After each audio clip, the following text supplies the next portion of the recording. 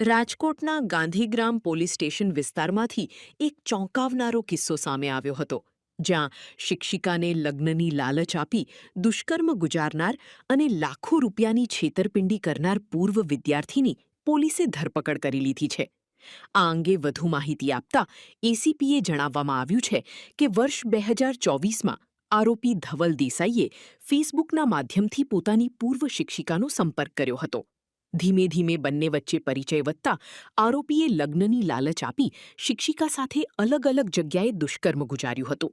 એટલું જ નહીં, આરોપીએ ભોગ બનનાર મહિલા પાસેથી ઓનલાઈન તેમજ રોકડા મળીને કુલ રૂ 6 લાખ રૂપિયા અને સોનાના દાગીના પણ પડાવી લીધા હતા.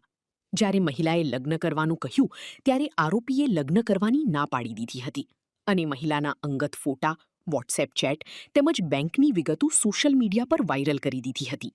આ મામલે ભોગ બનનાર શિક્ષિકાએ ગાંધીગ્રામ પોલીસ મથકમાં ગુના દાખલ કરાવ્યો હતો. હાલ પોલીસે આરોપી ધવલ દેસાઈની ધરપકડ કરી કાયદેસરની કાર્યવાહી હાથ ધરી છે. તારીખ 27/3/2026 ના રોજ ગાંધીગ્રામ પોલીસ સ્ટેશનમાં ફરિયાદ દાખલ કરવામાં આવેલી, જેમાં ફરિયાદી બેન જે ભોગ બનેલા દુષ્કર્મનો એમને બીએનએસ કલમ 64, 2M, 70, 113 તથા આઈટી એક્ટ મુજબ પણ ગુનો દાખલ કરવામાં આવેલો છે.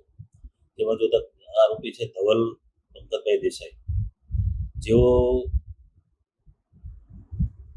આજે આ ગામના જે દુષ્કર્મના ભોગ બનનાર ફરિયાદી બેન છે, 2000 પહેલા સ્કૂલમાં શિક્ષિકા તરીકે ફરજ બજાવતા હતા. તે વખતે એમને સ્ટુડન્ટ તરીકે આજે આરોપી છે રહી ચૂકેલો. ત્યારે 2024માં આરોપીએ ફેસબુક દ્વારા શિક્ષિકાને સંપર્ક કરી એકબીજાના પરિચયમાં આવ્યા બાદ એકબીજાને મળ્યા પછી એકબીજાને લગ્નની લાલચ આપી, લગ્ન આપીને એની સાથે શરીર સંબંધ બાંધી અલગ અલગ જગ્યાએ ફરી તેની જોડે દુષ્કર્મ કરેલું.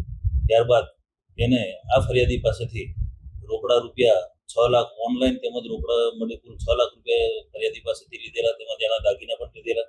પાછા નહીં આપીને લગ્ન નહીં કરવું એવું કહેતા આ ફરિયાદીએ હાલ ગુનો દાખલ કરેલો છે.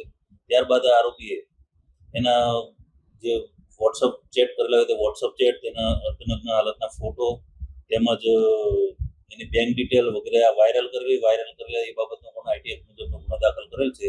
અને હાલ આરોપી ધવલ પંકજભાઈ દેસાઈની ધરપકડ કરવામાં આવેલી છે અને જેની તપાસ હાલ ગાંધીગ્રામ પોલીસ કરી